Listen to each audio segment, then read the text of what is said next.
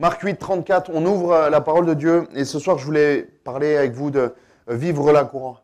Vivre la croix, c'est quelque chose de tellement puissant, tellement beau et on va prendre cet exemple de l'apôtre Pierre qui va nous parler au travers de la révélation de la croix.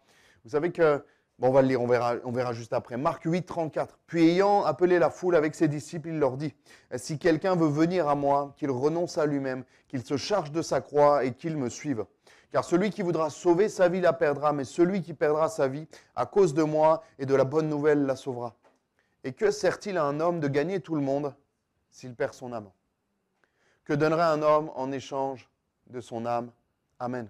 Et ce soir, je voulais voir avec vous la révélation de la croix. Vous savez, moi, je suis né dans l'église et depuis que je suis enfant, on me bassine avec la croix, on me répète la croix, on me parle de la croix, on en a partout des croix. Et même nous, on en a mis une dans l'église. Elle est belle ou pas? Elle vous plaît? C'est mon papa qui l'a fait. Ah, c'est vrai en plus. Il s'en fiche. Ok, bah moi, c'était une information importante pour moi qui me tenait à cœur. Et ceux de l'Ariane, en tout cas, ils étaient contents que ce soit mon père qui l'ait fait. Merci. La révélation de la croix. Et tu peux connaître le Seigneur, tu peux connaître la Bible, tu peux connaître les versets par cœur, savoir que Dieu existe. Tu as peut-être même grandi dans l'église, même lu la Bible entièrement. Qui a lu la Bible entièrement au moins une fois? Ah ouais, je pensais un peu plus en vrai. Ok. Ouais, il y en a 5. Bon, bref. Mais tout ça, tu peux avoir fait tout ça. Tu peux venir à l'église toutes les semaines, plusieurs fois par semaine. Mais si tu n'as pas compris vraiment la croix, si tu n'as pas cette vraie révélation de qui est Jésus, de ce qu'il a fait vraiment pour toi, tu es un religieux. Tu es un religieux. Tu as une religion, tu vas à l'église parce qu'il faut aller à l'église, parce que tu pries parce qu'il faut prier, tu lis la Bible parce qu'on te répète qu'il faut lire la Bible et que c'est important, mais tu ne l'as pas enraciné dans ton cœur. Et c'est pour ça que ce soir, je voudrais voir avec vous vivre la croix. Il faut vraiment que tu puisses vivre la croix et c'est ça qui est tellement important. Moi, on m'a toujours parlé de Napoléon. Voilà, je sais qui est Napoléon, mais je ne l'ai jamais rencontré. Je n'ai jamais échangé avec Napoléon. On m'a toujours dit qu'Europa Park, c'était vraiment stylé. Qui est allé à Europa Park? Il y en a plus qui sont allés à Europa Park que certains qui ont lu la Bible. Certains, ils n'ont pas lu la Bible, mais ils sont allés à Europa Park. Je ne vais pas balancer de nom. Mais moi, on m'a toujours dit que c'était super. Je vous crois. Mais j'y suis jamais allé. J'ai jamais expérimenté Europa Park, donc je peux dire, on m'a dit que c'était super. Mais je ne sais pas, parce que j'y suis pas allé. Et ça, on peut le faire pour tout. Et il faut que le Seigneur, ce soir, à partir de maintenant, dans ta vie future, dans les semaines, les mois qui vont arriver, que Jésus passe de ton cerveau à ton cœur. Que la conception de la croix tout entière passe d'une connaissance intellectuelle à une révélation, quelque chose qui est ancré dans ton cœur et qui va durer dans les années. Moi, vous savez, je vous ai souvent parlé de mes mamies de l'Ariane, mais il y a des mamies de l'Ariane que j'envie vraiment. Il y en a une, elle a 70 ans de conversion. C'est ouf quand même. La mamie Le Drogoff, baptisée à 17 ans, et là, elle a 87 ans. Ça fait 70 ans de conversion. Vous imaginez ou pas? Et moi, je me dis, mais quel est le secret de cette longévité, bien sûr, physique, vitale, parce qu'elle est toujours là, elle est en forme, elle est au service ménage, c'est impressionnant. Mais quelle est cette longévité? Qu'est-ce qui l'a fait tenir pendant toutes ces années? Et moi, je crois que c'est le fait d'avoir cette vraie révélation de la croix dans son cœur, et on va le voir juste ensemble. Moi, je me souviens, j'étais à l'école du dimanche, comme la plupart d'entre vous, et je me souviens d'un gars et d'une fille qui étaient là et qui connaissaient les versets par cœur. À chaque fois, moi, quand il y avait une question, je disais toujours Jésus. La plupart du temps, je tombais juste, mais à part ça, les versets, je ne connaissais rien. Jean 3,16, j'avais du mal à le répéter, alors que je l'avais fait en coton avec des petits moutons, des petites allumettes et tout, mais j'avais du mal à répéter Jean 3,16. Et eux, ils connaissaient tous les versets, ils connaissaient les références, le fruit de l'esprit, tout ça, et moi, je galérais. Sauf qu'aujourd'hui, ces deux personnes, eh ben, elles ne sont plus dans l'église. Elles sont dans les choux complets. Et je me dis, mais pourtant, elles connaissaient la Bible bien mieux que moi, elles priaient. Franchement, leurs prières, elles étaient trop stylées à l'école du dimanche. Mais ça n'a pas tenu. Et il y en a plein. Il y en a plein qu'on a vus à l'école du dimanche. Il y en a plein qu'on a même invités à l'église, qui sont venus pendant un moment, qui aimaient ça, qui ont une Bible, qui lisaient leur Bible et qui ne sont plus là à côté de nous aujourd'hui. Parce que la croix n'était pas incrustée, imprimée, j'ai envie de dire tatouée, incrustée, gravée dans leur cœur. Et c'est ça qui est tellement important. On voit dans Jean 19, verset 19, Pilate fit une inscription qu'il plaça sur la croix et qui était ainsi conçue, Jésus de Nazareth, roi des Juifs. Il avait fait marquer ça sur la croix au-dessus de Jésus. Et cette inscription, elle était inscrite sur la croix. Et j'ai envie de te dire, est-ce que tu as la croix qui est gravée sur ton cœur? Est-ce que tu as cette inscription, cette révélation de ce qu'est vraiment la croix? Derrière le message de la croix. J'ai mon meilleur ami, il s'appelle Arthur, il se dit catholique. Il a fait baptême, confirmation, communion, tout ce que vous voulez, il a tout confirmé. Je lui dis, Arthur, la croix, c'est quoi la croix? Il me dit, c'est Jésus qui est sur la croix. Je dis, ok, super. Je dis, qui l'a mis là? Il me dit, les Romains. Je dis, purée, vraiment bien. Et je lui dis, mais pourquoi ils ont fait ça? Il n'a pas su me dire. Je dis, pourquoi Jésus, qui est le Fils de Dieu, il est allé sur la croix? Enfin, comment ça s'est passé? Pourquoi? Quel message? Quel est le but? Qu'est-ce qu'on en retire de ça? Il n'a pas su me dire. Et là, j'étais dans une peine et je me suis dit, mais en fait, il n'a pas compris l'essentiel. Il n'a pas compris l'essentiel. Et moi, je te dis, mais c'est le plus important, c'est pas que tu connaisses l'Apocalypse sur le bout des lèvres, que tu saches ce qui va se passer, que tu me récites les rois de Juda et toutes les tribus d'Israël par cœur. Mais si tu n'as pas compris le message de la croix, ça ne sert à rien. Vous savez qui c'est les plus grands théologiens? C'est les protestants. Les protestants, en théologie, ils nous éclatent tous. Nous, les évangéliques, les ADD, tout ce que vous voulez, les plus grands théologiens français et même mondiaux, c'est des protestants. Ils connaissent la parole très très bien. Les protestants connaissent vraiment la parole de Dieu. Mais ce n'est pas pour ça qu'ils ont cette révélation de la croix. Ce n'est pas pour ça qu'ils ont cette révélation puissante de qui est Jésus-Christ dans leur vie et de ce qu'il a fait pour eux. Moi, je me souviens, il y avait une dame dans une de mes églises, une sœur, qui était un peu limitée mentalement, qui était simple d'esprit, vraiment sans aucune moquerie. C'était vraiment une sœur que j'apprécie fortement, mais un peu simple d'esprit. Et elle nous a demandé le baptême. Et au départ, avec mon collègue pasteur, on se disait, mais est-ce qu'on peut la baptiser? Est-ce qu'on peut la baptiser? Et on arrivait à une conclusion en se disant, mais en fait, elle a compris l'essentiel. Elle ne te récitera pas les psaumes de tête, hein, mais elle a compris que Jésus est mort pour elle, qu'il est son sauveur. Alléluia. Et j'ai envie de dire, mais elle a compris beaucoup plus que de personnes dans l'église. Il y en a, ils connaissent la Bible, ils la lisent, ils ont fait des études et tout, mais il n'y a pas vraiment cette révélation de la croix. Ils ne vivent pas la croix, ils savent ce qui s'est passé, ils connaissent la 9e, la 12e heure, tout ça, 3e heure de l'après-midi, les ténèbres, tout ça. Mais elle avait compris. Elle avait compris. Elle n'avait pas compris grand-chose. Je vous avoue qu'elle n'avait pas compris grand-chose, mais elle avait compris l'essentiel. Que Jésus était le Fils de Dieu et qu'il était mort pour elle à la croix. Et elle l'aimait tellement, elle aime tellement Jésus. C'était tellement beau, c'est tellement beau. Et son baptême, ça a été quelque chose de glorieux. Juste après, elle a, malgré sa simplicité, elle a reçu le baptême du Saint-Esprit. Mais c'est ça qui va te faire durer. Ce n'est pas ta connaissance biblique qui va te faire durer. Ce n'est pas que tu sois à chaque réunion ou que tu évangélises comme l'apôtre Paul qui va te faire durer. C'est si tu as la révélation de la croix. C'est ça la véritable conversion. Je disais à l'Ariane, la conversion, c'est quoi? C'est on va dans une direction, on va direction Cannes. Une conversion, c'est on fait un virage à 180 degrés et on change et on va direction Monaco de l'autre côté. On change complètement de direction. On allait dans un sens et on va directement dans l'autre parce que Jésus-Christ a changé notre vie. Alléluia. Et ça, c'est une révélation. Ça, on va le voir juste après. Mais c'est pas dans la tête. C'est pas dans la tête. C'est une révélation de la puissance du Saint-Esprit. Alléluia. Deuxièmement, je ne vais pas être très long ce soir. Je ne sais même pas, j'ai commencé il y a quand? Il y a 10 minutes? Tu ne sais pas? Il y a 1 heure? Ok. On va prier, on va fermer nos yeux. Non. Vous connaissez Pierre? Qui connaît Pierre? Pas Pierre de l'Ariane, hein, Pierre de la Bible. Il y a 2 Pierres. Vous savez qu'il y a 2 Pierres? Il y a Pierre avant et après la croix. Mais la différence, elle est incroyable. Pierre avant la croix, vous savez on le lit ensemble, Matthieu 16, 22, si tu veux l'afficher. Il y a plusieurs, je ne te les ai pas donnés, désolé. Le Pierre avant la croix, il était hors sujet, complet hors sujet. Dès lors, Jésus commença à faire connaître ses disciples qu'il fallait qu'il allât à Jérusalem, qu'il souffrit beaucoup de la part des anciens, des principaux sacrificateurs, des scribes, qu'il fut mis à mort. Il dit tout, en fait, le Seigneur, il donne le programme, et qu'il ressuscita le troisième jour. Pierre, l'ayant pris à part, se mit à le reprendre. Il reprend Jésus, déjà là c'est un peu compliqué. À Dieu ne plaise, Seigneur, ça ne t'arrivera pas. En fait, la croix, la prophétie qui a 2000, 3000 ans, en fait, ça ne t'arrivera pas, Jésus. On est là, on va te protéger. Mais Jésus se retourna et dit, Pierre, arrière de moi, Satan. Tu mets en scandale, car tes pensées ne sont pas mes pensées, les pensées de Dieu, pardon, mais celles des hommes.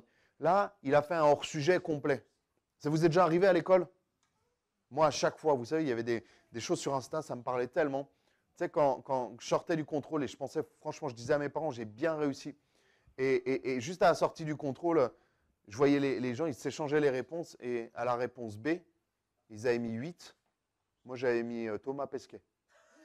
Et là, je me suis dit, mince, Sam, t'as fait un hors-sujet. Et là, je me suis dit, non, c'est lui qui s'est trompé, moi, j'ai raison. Sauf qu'ils avaient tous mis 8. Il n'y a personne qui avait mis Thomas Pesquet, quoi. J'étais en hors-sujet complet. Et là, on voit que Pierre, avant la croix, il a fait un hors-sujet complet. Pierre aussi, il était prétentieux. Marc 14, verset 27. Jésus leur dit, vous serez tous scandalisés, car il est écrit, je frapperai le berger et les brebis seront dispersées. Mais après que je serai ressuscité, je vous précéderai en Galilée. Pierre lui dit, quand tous seront scandalisés, je ne serai pas scandalisé. L'orgueil du gars. Et Jésus lui dit, je te dis en vérité, toi aujourd'hui, cette nuit même, avant que le coq chante, 2 fois tu me renieras 3 fois. Pierre reprit plus fortement, quand il me faudra mourir, même s'il faut mourir avec toi, je ne te renierai pas. Et tous dirent la même chose. On voit que Pierre, il est rempli d'orgueil. Ça, c'est le Pierre d'avant la croix. Mais la Bible nous dit que l'orgueil précède la chute. On voit même qu'il est violent. À quel moment il a été violent, Pierre? Hein? J'ai la réponse devant et derrière. Hein? Vous pouvez le mimer, hein, si vous avez... Ils m'ont fait comme ça, il y en a, ils m'ont fait comme ça. C'est bon, on a le temps. Il a coupé l'oreille du centurion romain qui est venu chercher Jésus. Il lui a coupé l'oreille. Il a dit, non, Jésus, on va se battre avec toi. On est tous potes. Et vraiment, on est tous ensemble. Et viens, on se bat. Sauf que Jésus, s'il avait voulu se battre, il serait venu autrement. Il aurait pris un cheval stylé, il aurait pris une armée, il aurait pris un ânon, il aurait pris autre chose, il aurait pu. Hein. Jean 18, 10, Simon-Pierre qui avait une épée, la tira, frappa le serviteur du souverain sacrificateur et lui coupa l'oreille droite. On voit qu'aussi il a été lâche. Ce que le Seigneur a annoncé, toujours ça s'accomplit, et là ça s'est accompli. Marc 14, 67. Toi aussi, tu étais avec Jésus de Nazareth. Ils étaient auprès du feu, en fait. Jésus était déjà arrêté. Ils étaient, il y avait un feu de camp, là, comme il y en a dans des tonneaux. Ça devait être comme ça. Il y en a souvent à l'Ariane des tonneaux. Et juste à côté, des fois, il y a un tonneau. Le gars, il fait brûler tout et n'importe quoi. Ça sent le mazout fini. Eh bien, il devait avoir un petit feu comme ça. Jésus était arrêté. Et là, ils sont en train de se réchauffer. Et là, il y en a qui vont dire, mais toi, on te connaît. Tu étais avec Jésus, en fait. Et là, il va répondre, je ne sais pas, je ne comprends pas ce que tu veux dire. Et il va nier, en fait. Il va le faire plusieurs fois. Verset 70, et il le nia de nouveau. Peu après, ceux qui étaient présents dirent encore à Pierre, certainement tu es de ce genre-là, car tu es galiléen. Ils vont dire, mais si, tiens, ils ont insisté, tu connais Jésus, tu es avec eux. Je ne connais pas cet homme dont vous parlez. Et là, on va voir qu'il ne comprend pas aussi. Dans Luc 24, verset 12, on va voir qu'il est dans l'étonnement. Mais Pierre se leva et courut au sépulcre. Là, Jésus vient de ressusciter. Pierre se leva et courut au sépulcre, donc là où il était enterré. S'étant baissé, il ne vit que les linges qui étaient à terre, puis il s'en alla chez lui dans l'étonnement de ce qui était arrivé. Ok, on peut être dans l'étonnement, sauf que là, Jésus l'avait annoncé quelques jours avant, quelques semaines avant, il l'avait dit, mais en fait, il faut que j'aille à Jérusalem, il faut que je sois battu à mort, il faut que je sois crucifié, et au bout de 3 jours, je vais ressusciter. Il leur a tout dit de A à Z, et Pierre, il était quand même dans l'étonnement. Ça, c'est le Pierre version 1, la V1 de Pierre, avant la croix. Je disais vendredi, c'était vendredi, je crois, hier, à l'Ariane, vous savez, vous devez faire des mises à jour sur le téléphone, sur l'iPad ou même l'ordi des fois. Moi, je retarde le plus longtemps possible parce que ça fait ramer le téléphone et après, c'est une galère. Mais là, en fait, Pierre, il va être mis à jour par l'opération du Saint-Esprit, par la révélation de la croix. Et on va voir qu'après la croix, après son reniement, après que le Seigneur l'ait restauré complètement, de son temps qu'il a vécu à la croix, puis par le Saint-Esprit, au travers de la Pentecôte, au travers de tellement de choses. Maman, les sonneries, là. En plus, c'est jeune de l'Ariane. On s'arrangera demain, Joseph. Jésus lui annonce sa mort. Non, je rigole. Jésus lui annonce sa mort. Là, on va voir, juste après la croix. Jean 21, 18. En vérité, je te le dis, quand tu étais... En fait, là, Jésus, je ne sais pas si vous réalisez ce moment-là, c'est un moment qui est tellement impressionnant. Jésus va dire à Pierre, en fait, voici comment il a l'iPhone 15, il ne sait pas le mettre en silencieux. Oh purée, c'est un sketch. C'est un sketch. Il a l'iPhone 15, il a besoin de quelqu'un qui vienne lui mettre en silencieux. Joseph, sois béni, purée. Vite, passe-le-moi en échange de téléphone, je te passe le mien, c'est le 10. Alléluia. Seigneur, bénis-moi et donne-moi la force avec ce que tu m'as confié. Alléluia, on a les jeunes qu'on mérite. Hein. Alléluia. Jean 21, 18. Et là, on va voir, Jésus va lui dire comment tu vas mourir en fait. Il va annoncer à Pierre comment il va mourir. En vérité, je te le dis, quand tu étais plus jeune, tu te saignais toi-même, c'est-à-dire tu t'habillais toi-même, tu te préparais toi-même, tu allais où tu voulais. Ça, c'est Pierre avant. Mais quand tu seras vieux, tu étendras tes mains et un autre te ceindra et te mènera où tu ne voudras pas. Il dit cela pour indiquer par quelle mort Pierre glorifiait Dieu. Ayant ainsi parlé, il lui dit, suis-moi. En gros, là, Jésus, il annonce calmement, mais sûrement à Pierre qu'il va mourir pour la cause de l'évangile. Il lui dit ça, en gros. Et on voit que Pierre va l'accepter. Il va quand même le suivre.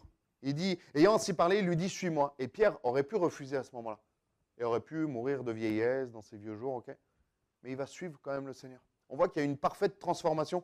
Peu de temps après, hein, quelques semaines, quelques mois après peut-être, de ce Pierre qui renie le Christ, de ce Pierre qui dit, non, mais moi je ne le connais pas lui. Jésus de Nazareth, non, j'ai jamais été avec lui. Hein. Non, mais ça en fait, moi je ne suis pas dans ces histoires-là. Et là, il va être capable de dire, oui Seigneur, je vais mourir pour toi s'il le faut. J'accepte de te suivre. Il y a la transformation de la croix qui a travaillé en lui. On parle de la Pentecôte, acte 2, verset 14. Alors Pierre, juste après la Pentecôte, se présenta avec les 11 et leva la voix et leur parla en ces termes. Hommes juifs, et vous qui séjournez à Jérusalem, sachez ceci et prêtez l'oreille à mes paroles. 3000 conversions. 3000 conversions. La version 2, la V2 de Pierre, elle amène 3000 personnes à Jésus-Christ. Le Pierre d'avant, il n'aurait pas pu le faire. Le Pierre orgueilleux, il n'aurait pas pu le faire. Le Pierre violent, il n'aurait jamais pu le faire. Mais quand il a été transformé par la puissance de la croix, par la révélation de la croix, qui a eu cette révélation de la croix à un moment? Qui l'a eu? Lève la main pour qu'on puisse voir. Tu sais, quand tu t'es mis à pleurer, c'est pas agréable. La révélation de la croix, elle n'est pas agréable au départ. Tu te dis, mais je suis pécheur. Il y a un moment d'angoisse de dire, mais en fait, tu as un moment où tu réalises en fait. C'est vraiment un moment où tu réalises que tu es pécheur, que tu es privé de la grâce de Dieu, que tu n'es pas bon en fait, qu'intérieurement tu es sale. Et ce moment-là, il est obligatoire et il précède la restauration de Dieu dans ta vie. Ce moment-là, il est désagréable, mais juste après, tu goûtes à l'amour de Dieu, tu goûtes à la paix de Dieu, tu goûtes au Saint-Esprit qui vient et qui te remplit, alléluia, et c'est tellement beau. Acte 4, le V2 de Pierre. Alors Pierre, rempli du Saint-Esprit, leur dit, il va parler devant le Sanhédrin, et il va leur dire, voici ce que vous avez fait, voici ce qui s'est passé. Sous l'action du Saint-Esprit, il va leur dire leur cas de vérité. Et on va voir que Pierre, le peureux, Pierre, l'orgueilleux, Pierre, le violent, va devenir un homme puissant et puissamment utilisé pour l'action du Saint-Esprit. Amen. Vous êtes toujours avec moi? Super, on est 3. Verset 19, Pierre et Jean leur répondirent, jugez s'il est juste devant Dieu de vous obéir à vous plutôt qu'à Dieu. Car nous ne pouvons pas ne pas parler de ce que nous avons vu et entendu. Ils vont dire, peu importe ce que vous allez nous faire, peu importe ce qu'on risque, peu importe d'être jeté en prison, d'ailleurs c'est ce qui va se passer pour lui, peu importe si vous nous tuez, peu importe si vous nous fouettez, peu importe, en fait on va vous parler de ce qu'on a vu parce qu'on ne peut pas le nier. C'est tellement fort que la révélation de la puissance de la croix, la Pentecôte, ce qu'on a vécu dans cette chambre haute, on ne peut pas faire genre on n'a rien vécu. On est obligé, peu importe ce que ça va coûter en fait, on va le faire. Parce que ça a changé notre vie, alléluia.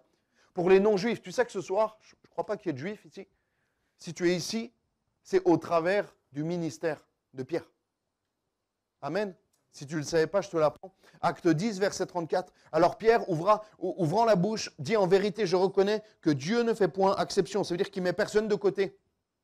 Mais qu'en toute nation, celui qui le craint et qui pratique la justice, lui est agréable. Alléluia. Là, c'est un moment charnière. En fait, nous, c'est un peu notre Jean 3,16 pour les non-juifs. C'est le moment où il va voir Corneille. Corneille a eu cette révélation aussi de tout ça dans la nuit. Et le lendemain, il sait que Pierre va venir le voir, que quelqu'un va venir le voir. Et là, le salut va être ouvert à tout le monde, et notamment à nous. C'est un outil merveilleux. On lit ce verset, des fois on le lit comme ça, mais en fait, sans ce verset-là, sans ce moment-là, le salut n'aurait pas pu être ouvert aux non-juifs. Ça a changé notre vie et notre vie éternelle. Au départ, c'était réservé pour le peuple juif. Et à partir de ce moment-là, bien sûr, au travers aussi du ministère de Pierre, le salut, le fait que nous soyons là ce soir, c'est aussi au travers de, bien sûr, premièrement de Dieu, du Saint-Esprit, mais Dieu a utilisé Pierre pour que nous puissions être là ce soir et être sauvés. Alléluia. Parce que Pierre, encore une fois, a eu la révélation de la croix. Et encore on va voir que dans Acte 12, verset 6, la nuit qui précéda le jour où Hérode allait le faire comparaître, Pierre, lié de 2 chaînes, dormait entre 2 soldats et des sentinelles devant la porte qui gardait la prison. Il doit me manquer un mot, c'est pas grave. Le verbe dormir, c'est le verbe être en paix, en fait. Le gars, il a des fers aux pieds, aux mains. Il y a des soldats qui sont là. Les prisons de l'époque, ce n'est pas les prisons françaises d'aujourd'hui. Ça doit être terrible. Ça doit être des sous-sols, des grottes, de l'humidité, des rats, des trucs vraiment pas stylés. Et on voit que lui, il est en paix. Le lendemain, il devait peut-être se passer son jugement, peut-être qu'ils allaient le condamner à mort, mais en fait, il est en paix. Parce qu'il sait que Jésus est là, en fait.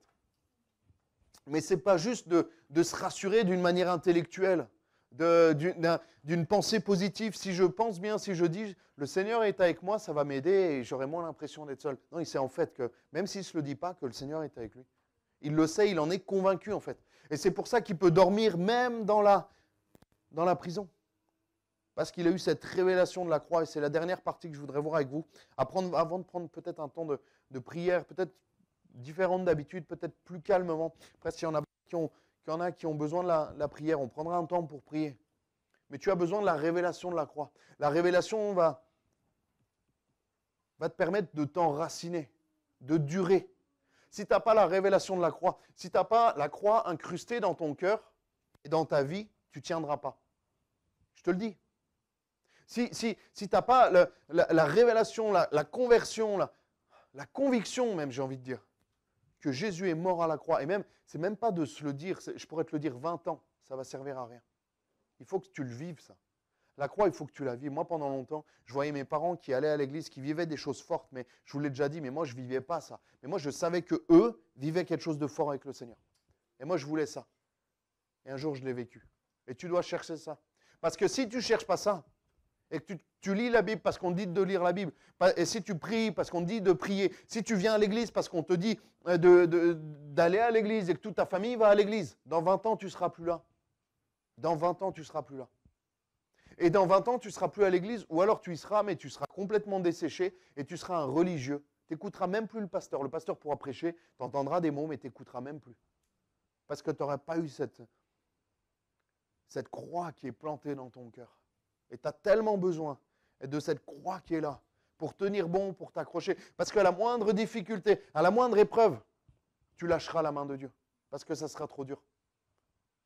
Et moi, je me dis, et je sais, que notre grand-mère Janine, 70 ans de conversion, elle en a eu des épreuves. Je vous assure, elle en a eu. Je connais un peu le contexte. Elle en a eu. Mais elle sait qu'il y a quelque chose qui est plus fort que tout ça. Que même dans la tempête, elle a pu compter sur Dieu.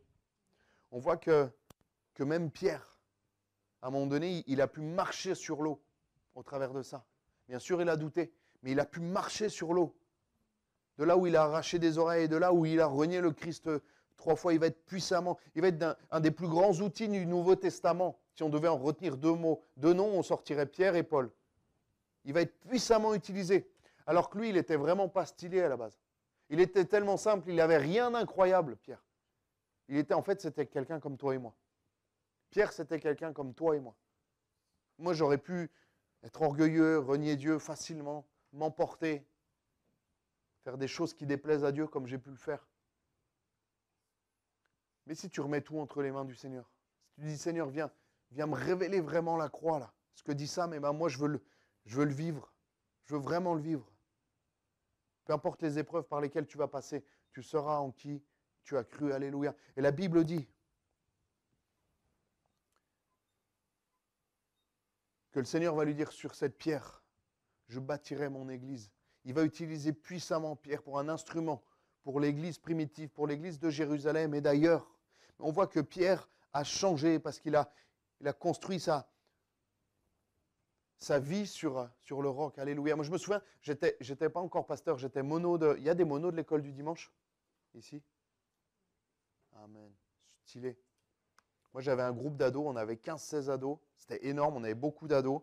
Et à un moment donné, ils étaient intenables. D'habitude, ils étaient assez sages. Et là, ils étaient intenables.